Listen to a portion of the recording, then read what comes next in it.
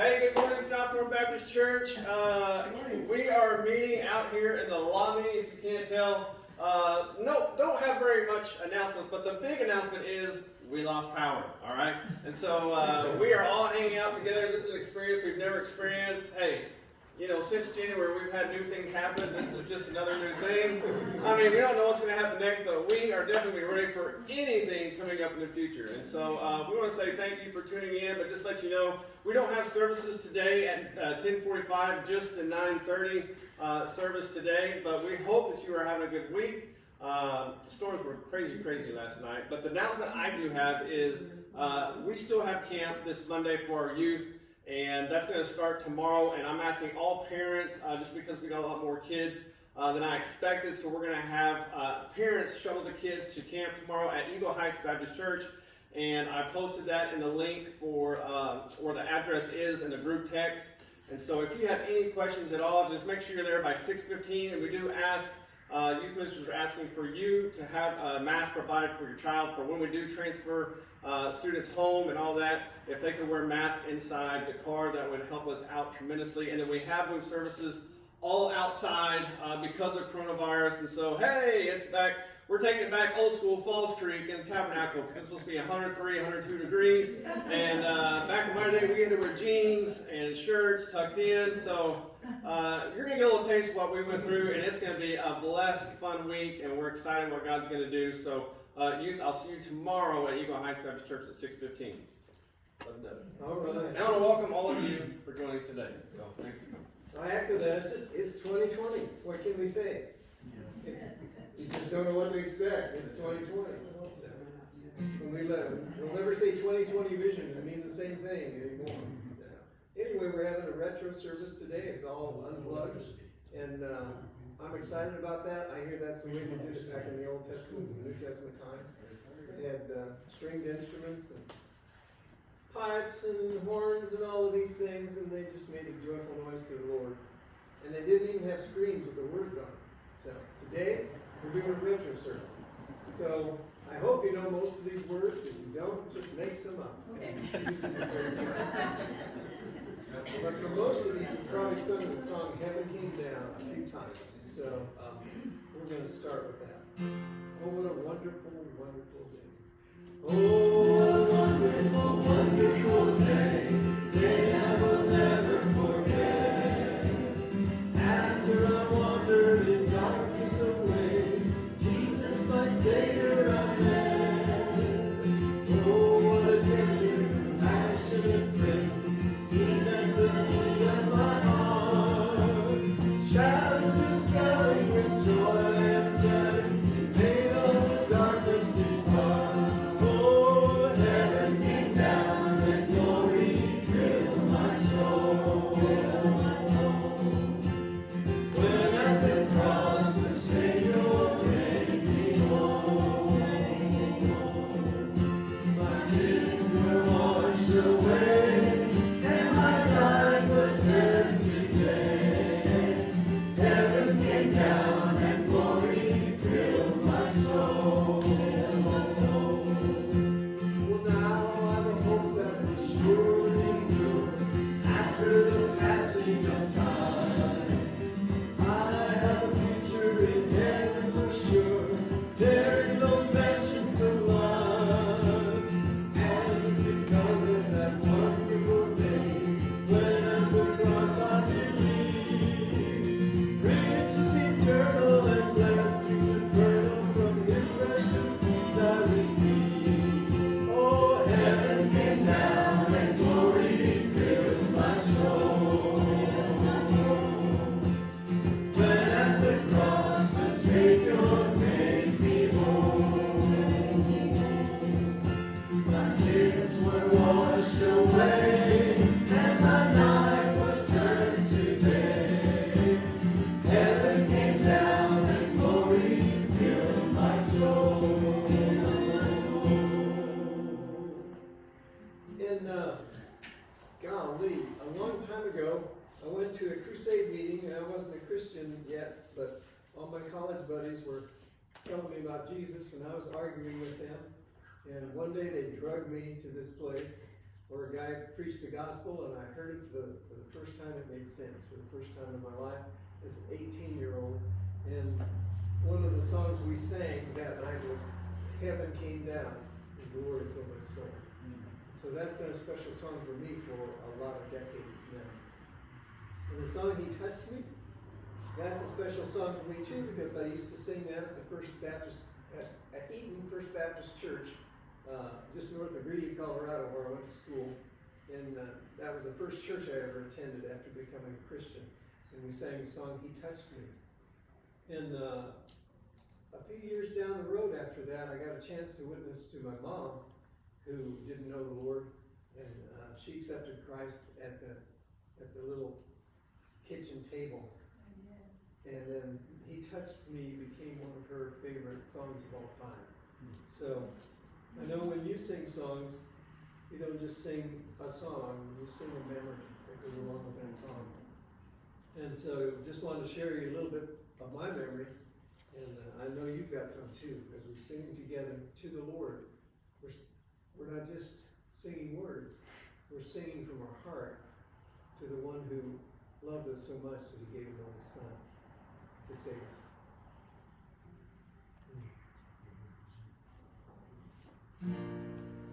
Shadow by heavy burden, leave the load filled and shame. Then the hand of Jesus touched me, and now I am no longer the same. He touched me, Lord, he touched me, and oh, the joy that was my soul. Something happened, now I know. He touched me and made me whole. Since I met this blessed Savior, since he cleansed and made me whole, I will never cease to praise him.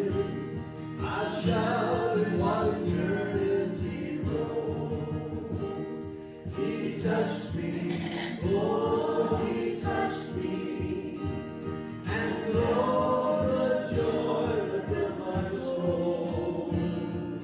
Something happened, now I know. He touched me and made me whole.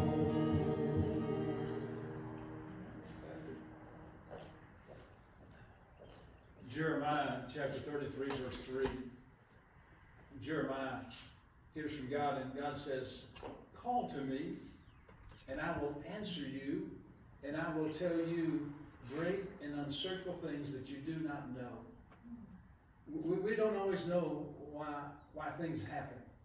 We'd like to know, and we'd like to have all the answers, but yet if we had all the answers, then we wouldn't need God.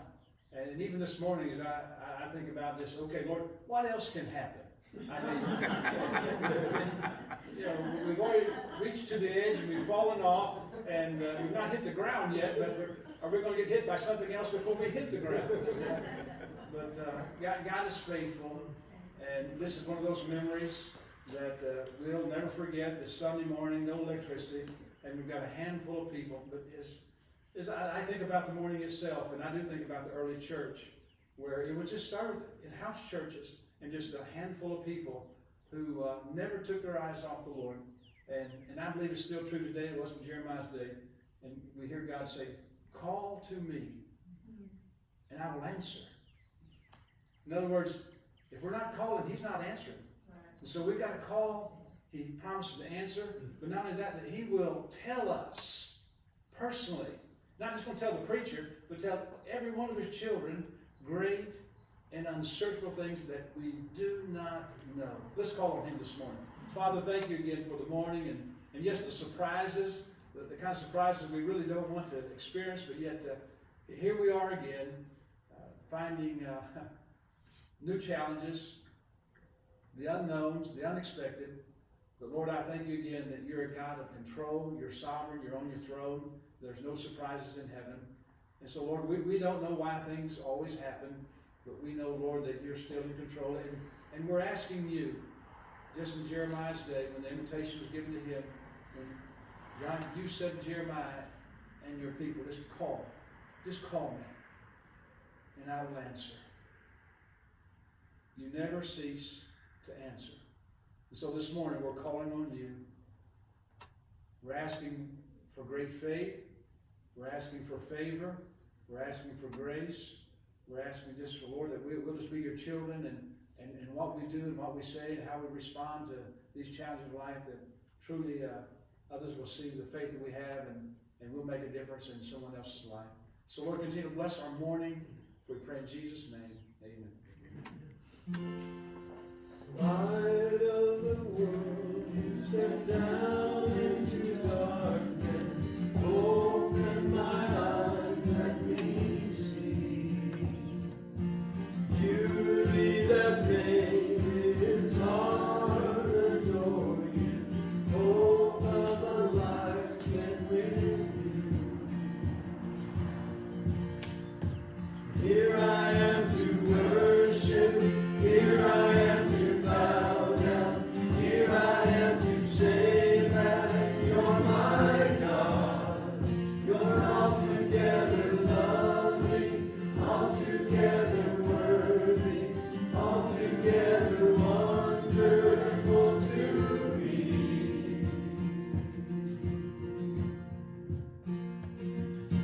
King of all kings, you're so highly exalted, glorious in heaven above.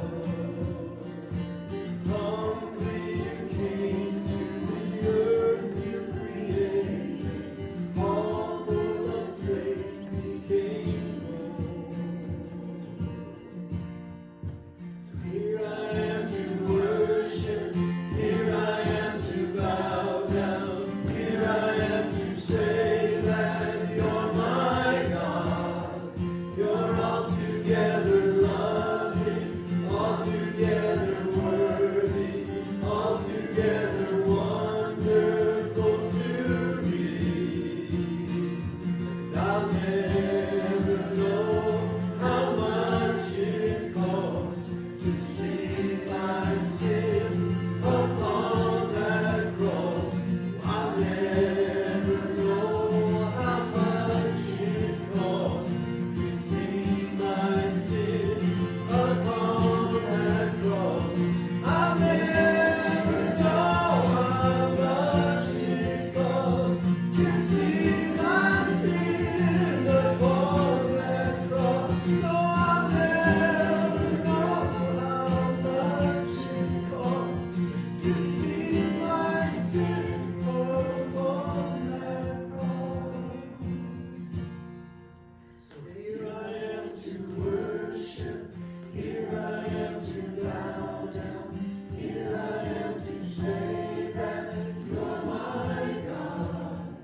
You're altogether worthy, altogether lovely, altogether wonderful to me.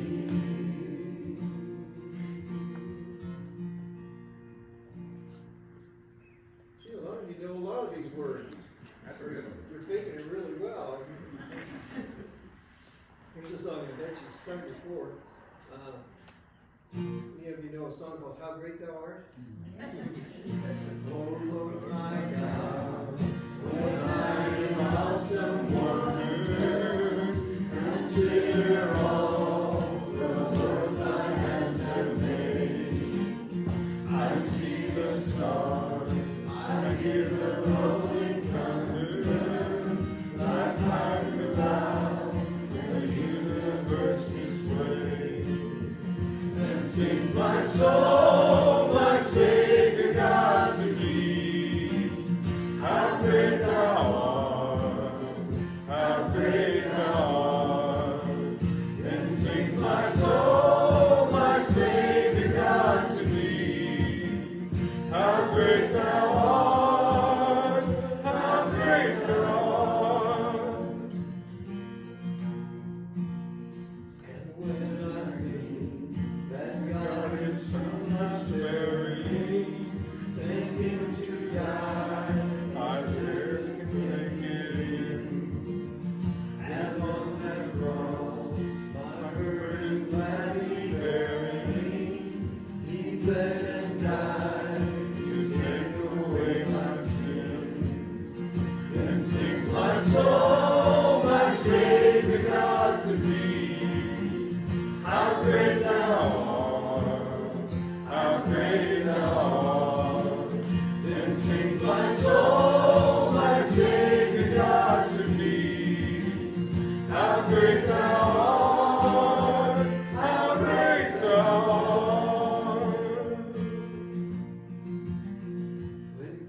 shall come with shout of acclamation and take me home. What joy shall fill my heart? Then I shall bow in humble adoration and there proclaim, my God, how great thou art. Then sings my soul, my Savior God to thee. How great thou art, how great thou art. Then sings my soul, my Savior God to thee. How great thou art, how great thou art. Then sings my Soul, my Savior God to thee. How great thou art, how great thou art. Then sings my soul, my Savior God to thee. How great thou art, how great thou art. And I hear the Savior sing, My strength is small. Child of weakness, watch and pray. I believe thine all in all. Jesus paid it all to him I owe. Sin had left a crimson stain, he washed it white as snow. Lord, now indeed I find thy power and thine alone can change the leper's thoughts and melt the heart of stone. 'Cause Jesus paid it all to him I owe.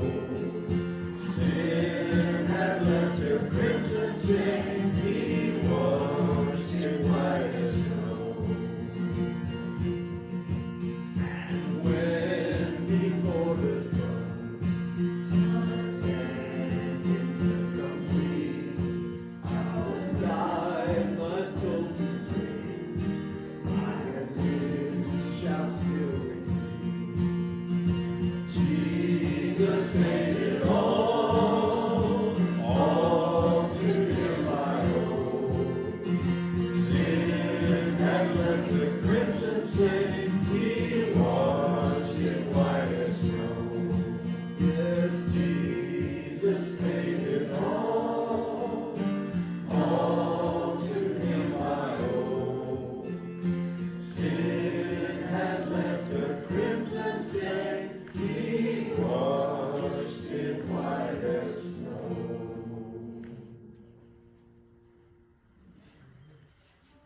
Brother Danny.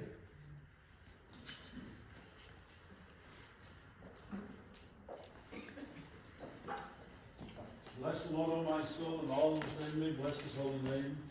Bless the Lord, O my soul, and forget none of his benefits. Let me get up a little closer to you. It's good to see you this morning. If you have your Bibles, turn in your Old Testament book of Judges, Judges chapter 7. I'll begin reading in verse 1 in just a moment. For a few moments this morning, I want us to consider this subject, against all odds. Yes, this is the story of Gideon. And I pray that for you who do know the story of Gideon, that God will breathe new life in this great story, and you truly will be encouraged against all odds. A couple of weeks ago, Rachel and Eric's oldest son, Hagen, was playing in a basketball tournament, and they were in the finals. And when I found out who they were playing, I thought to myself, I was keeping my thoughts to myself as well, because I didn't want to be the discourager. I didn't want to be the messenger of saying to my grandson, you don't have a chance. That's what I was thinking. As the team that they were playing, they were bigger, they were faster, they were more athletic, and I'm thinking to myself, I just hope they don't get embarrassed. I hope they can just stay close and just kind of walk away and learn some things through this ball game, but at the same time that, you know, they can just have a good showing. and walk away with our heads held high to think that, you know, yeah, they were better than us, but we kind of held our own, at least for a while. Isn't that such as life describes oftentimes your life and mine? That we find ourselves where they're bigger, they're meaning the issues of life, the storms of life. We find ourselves confronted with these giants, these things and people in our lives that happen to us, and these circumstances that we find ourselves thinking, you know, I don't have a chance. Not that we won't go down fighting, but we think to ourselves, we're not going to win. The church is never going to open up again. I mean, things have gone from meeting in the chapel, now into the foyer. Next Sunday, we may be out in the front lawn.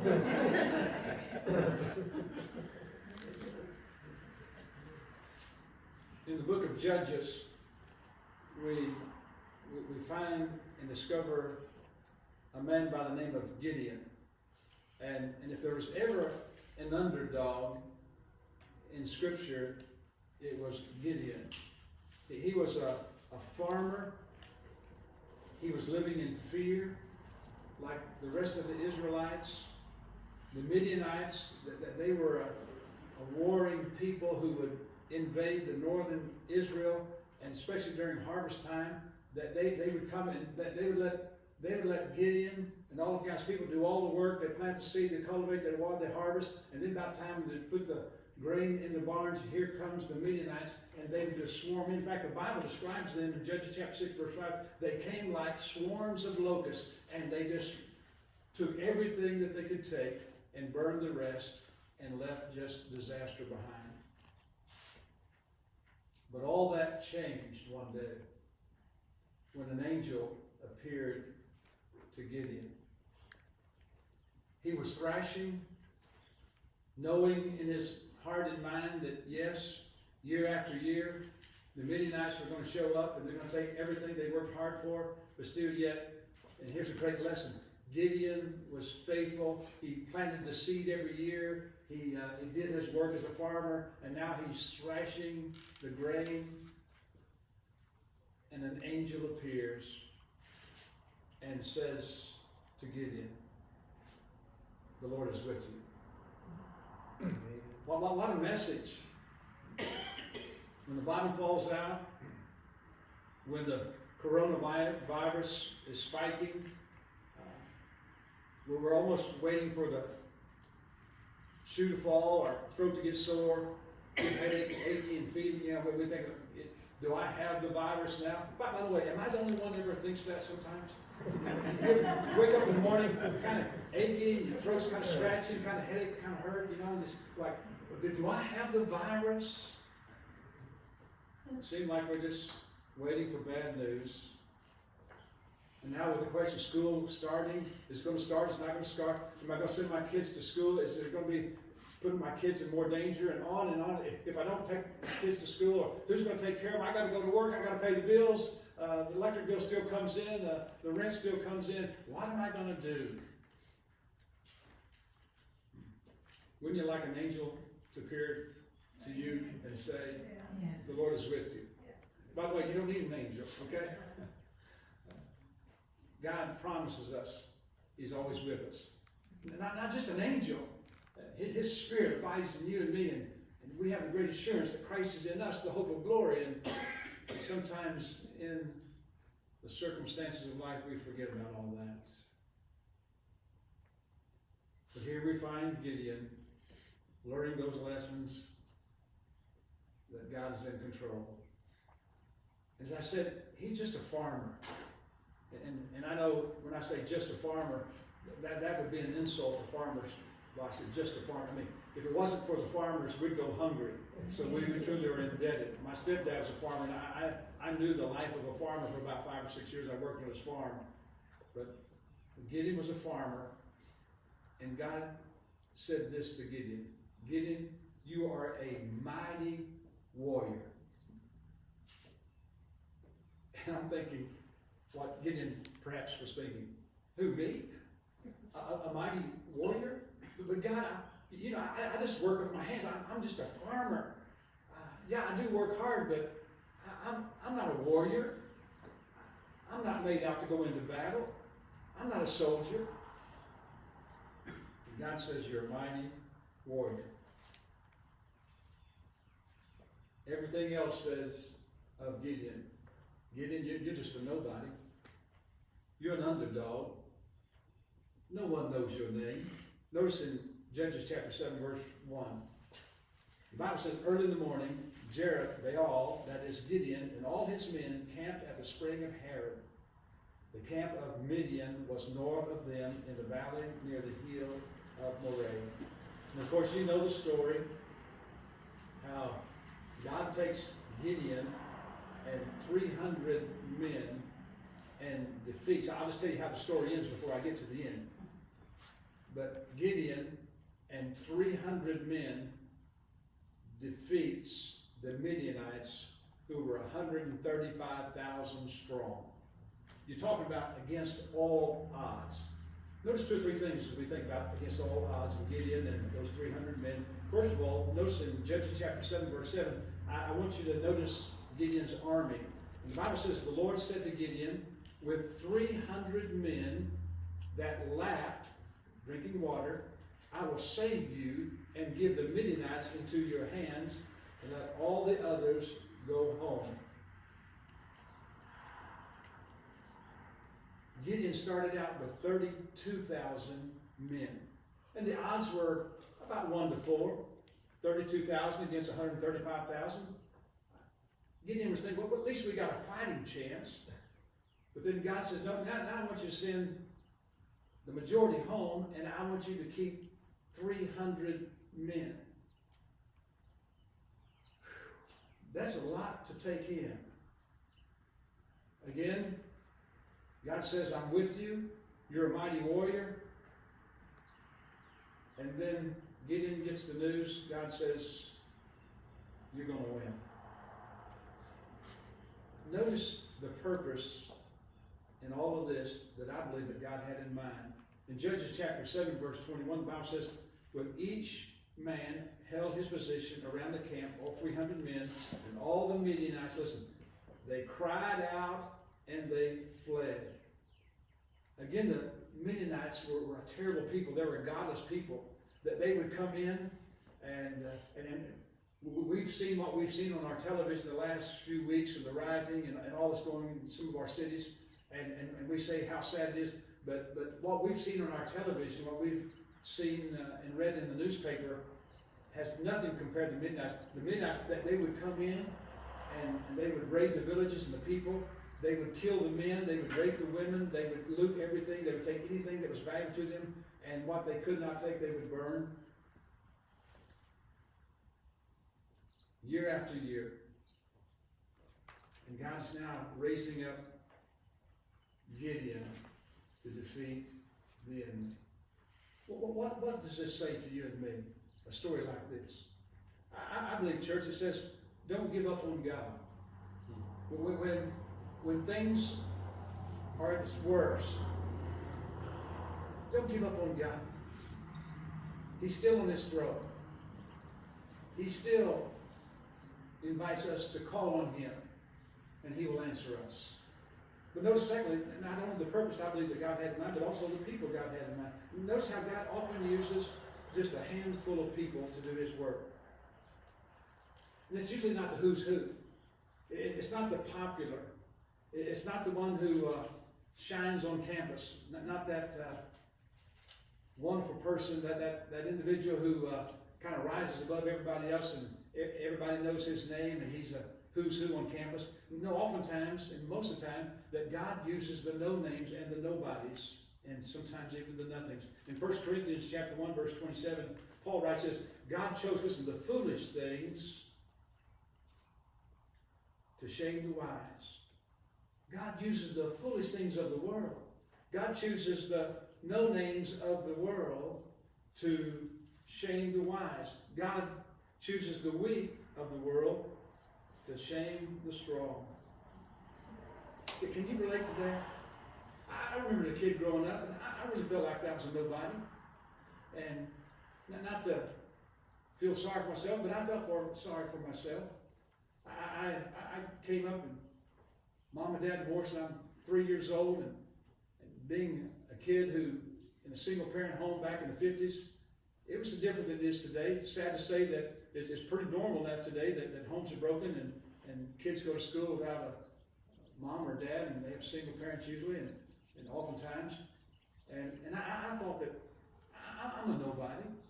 I'm not anything special for sure, but yet God had something special in mind for my life and for yours. And so we see God's army. Again, God is the one who chooses. He's the one who calls out. He's the one who says, I can use you. You can make a difference in the world. And so we see Gideon's army. But I want you to notice, secondly, I want you to notice the announcement in Judges chapter 7, verse 2. And the Lord said to Gideon, you have too many men. I cannot deliver Midian into your hands, or Israel would boast against me. My own strength has saved me. Verse 3. Now announce to the army, anyone who trembles with fear may turn back and leave Mount Gilead. So 22,000 men left, while 10,000 remained. The Midianites, 135,000 strong. Gideon and his army began with 32,000. And what does God say to Gideon? You got too many men. Your army's too big. You got to cut it down. And how did he arrive at 300 men? Well, first of all, there was what I call the fear factor. In verse 3, now announce to the army, God saying to Gideon, anyone who trembles with fear may turn back and go home. Just go home.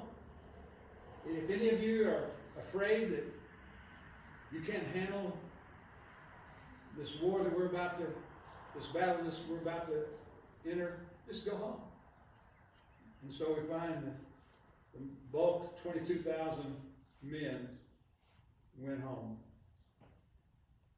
This wasn't the first time it happened. In fact, in Old Testament history, we find in Deuteronomy chapter 20, verses 1 through 9, that it states that all the fearful, all the faint-hearted were not allowed to fight.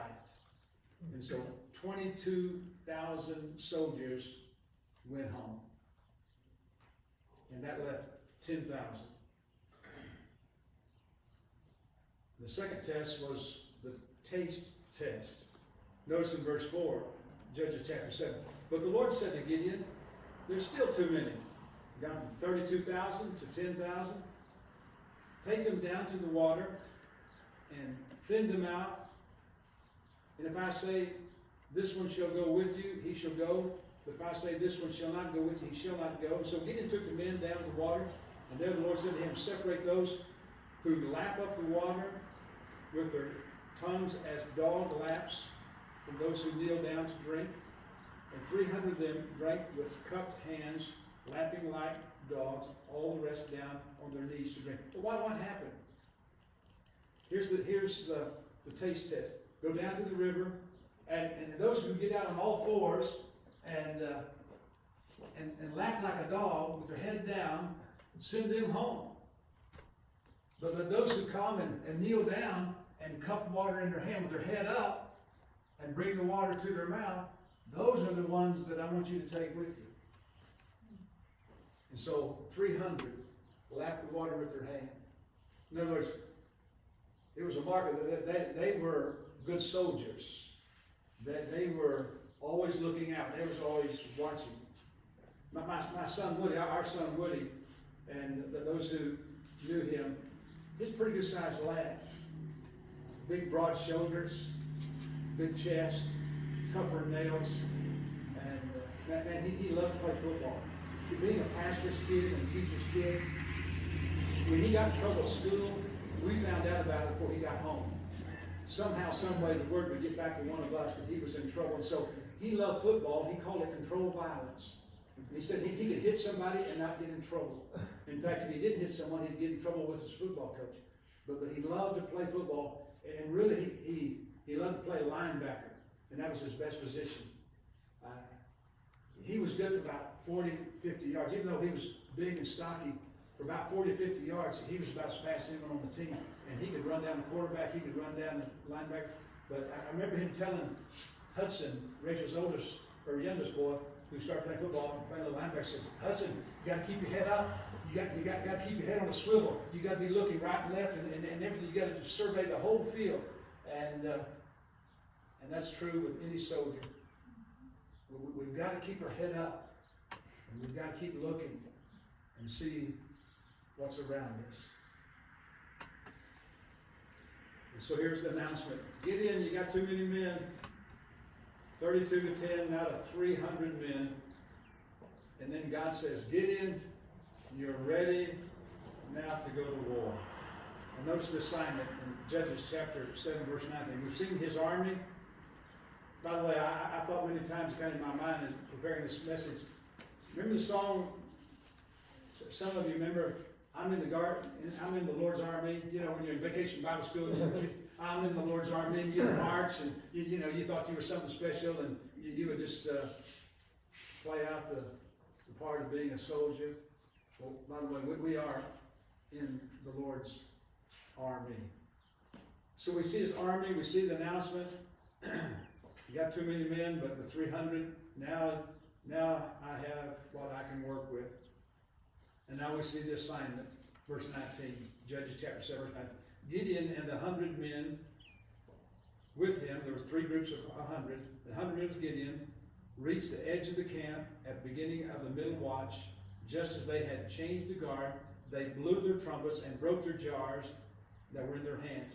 The three companies, verse 20, blew the trumpets and smashed the jars, grasping the torches in their left hands and holding with their right hands the trumpets they were to blow, and they shouted, a sword of the Lord and for Gideon. And while each man held his position around the camp, all the Midianites ran, crying as they fled.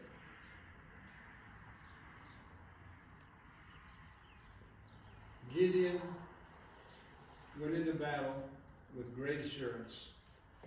Of course, it didn't hurt there in verses 13 through 15 in this chapter. It didn't hurt that a man had a dream, and that dream was shared to Gideon that God's going to take care of you, and you're going to win.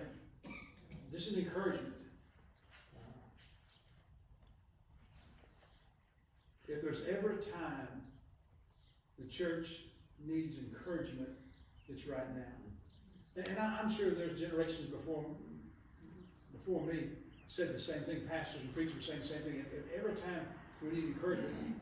I've never been through what we're going through right now.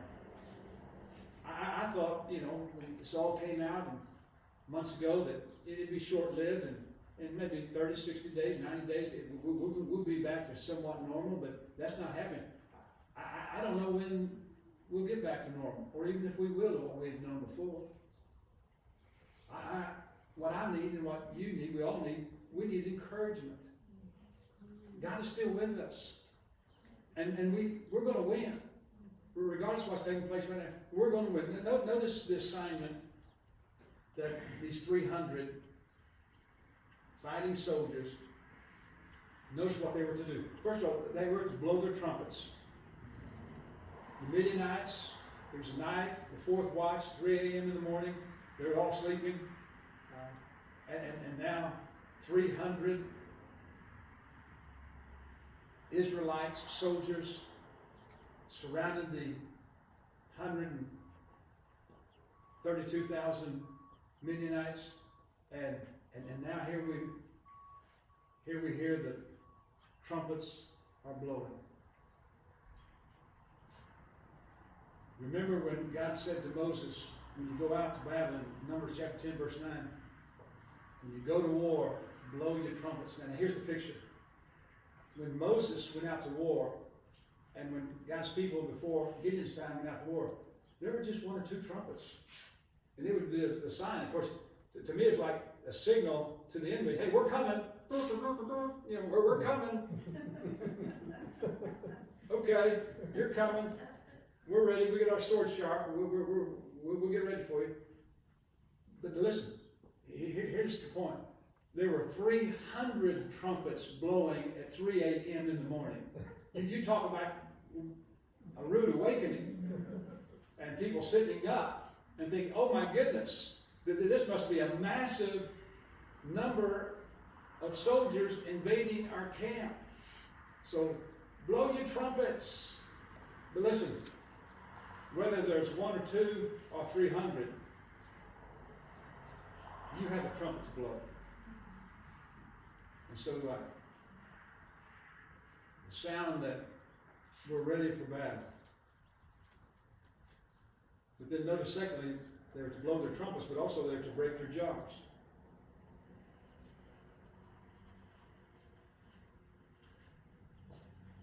The trumpets are blowing. Now the pitchers, the jars are being broken at the same time. If these 2 pieces of glass fell out of this window and onto the floor, it would get your attention. Get all our attention. Just the smashing of glass, it just penetrates and draws our attention. And again, here we see the 300 jars being broken at the same time. Again, you can just see how that caused the enemy to even be more fearful. And then last of all, they were to bear the torches. The night sky is lit up. The Midianites, the Bible says that they were afraid. In fact, the Bible says that they were crying. And they were crying out, thinking this was the end for them. The Bible says that they fled.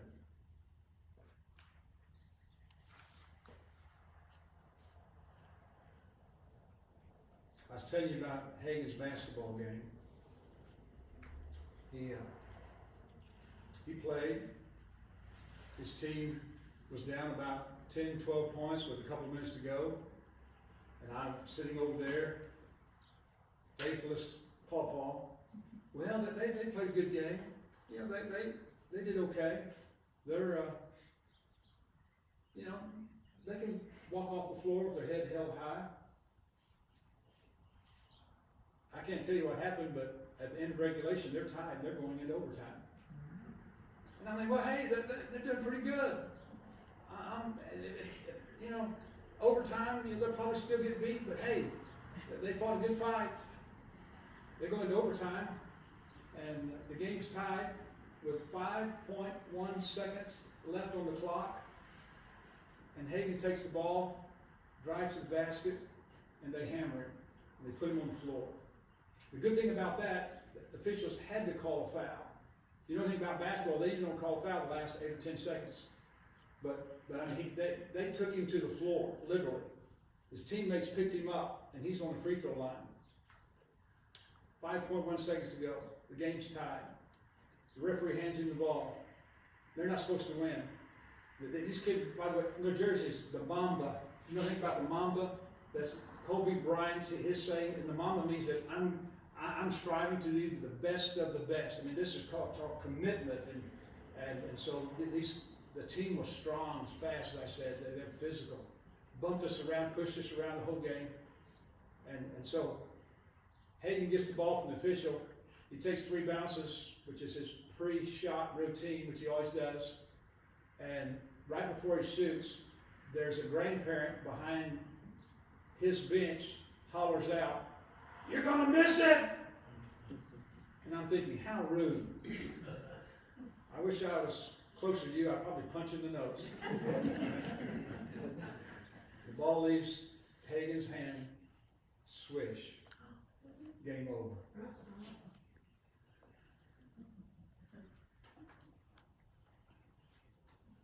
The point is this morning, the ball's in your hand. What are you going to do? Against all odds. We're not supposed to win at life. Oftentimes we as believers will look down upon. Oh, you're just a bunch of weak, anemic people that can't fight. No. We're soldiers of the cross. We're in the Lord's army. Let's pray through.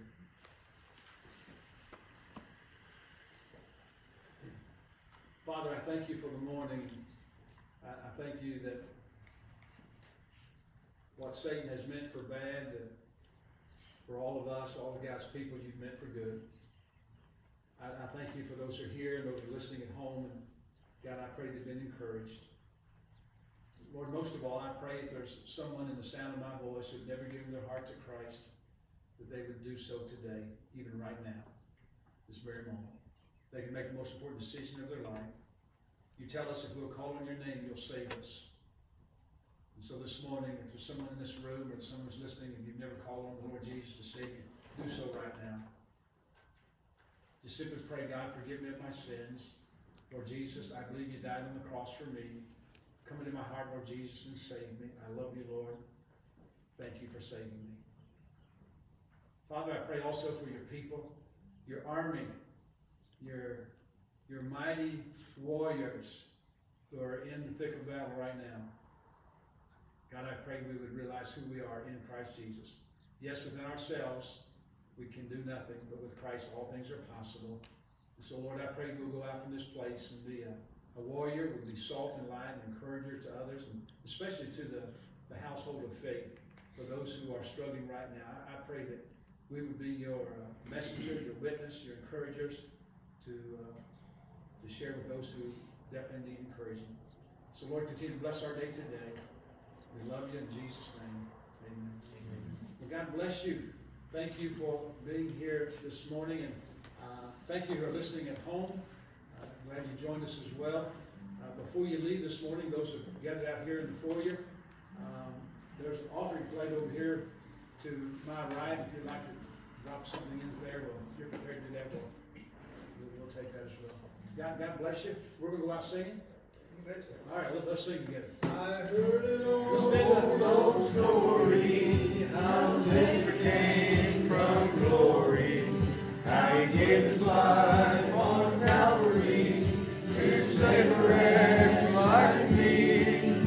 I heard about his glory, the precious blood atone me, and I repented of my sin, won the victory.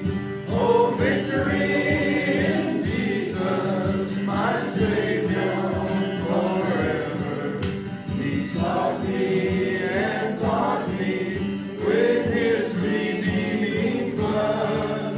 He loved me ere I knew him, and all my love is to him. He plunged me to victory beneath the cleansing flood. God bless you. I'll see you next Sunday. Hope we have electricity by then.